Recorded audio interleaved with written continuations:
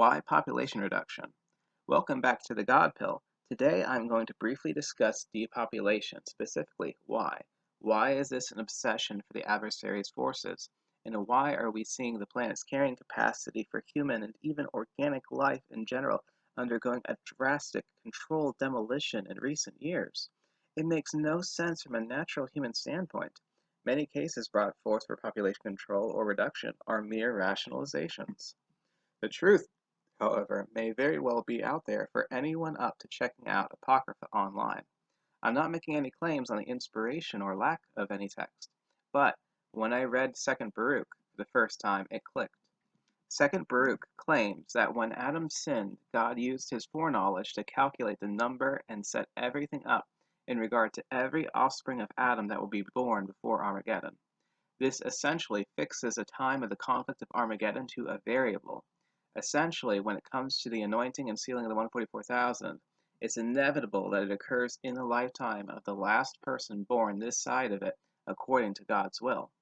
Now, Christ and the adversary would not know the details, as Christ said even he doesn't know the day and hour, only the Father.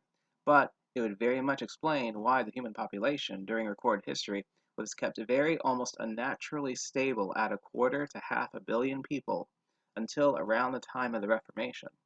One could see how Satan and his minions would panic as the world population experienced increased and eventually exponential growth for around 400 or 500 years, as each human birth hastens the arrival of the time of his abyssing. That means that every child you have or help others bring into this world brings us closer to Christ's coming and cleaning up this clown world we find ourselves in.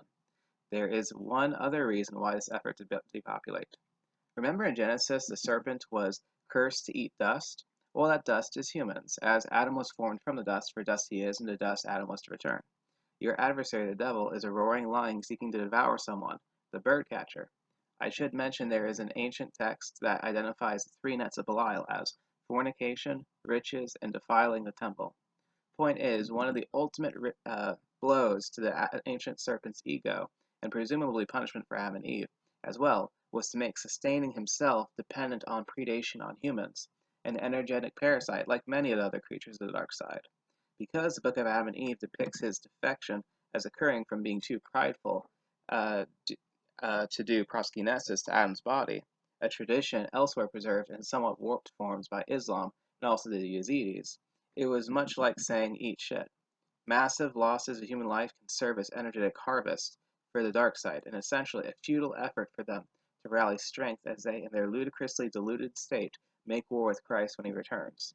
So in summation, the point of there being this orchestrated push over the years, and those to come, to reduce Earth's population by over 90%, and to cripple the carrying capacity for all natural life on it, is to delay our enemy's judgment, and to nourish the parasites with whatever they get from the expiration of biological life.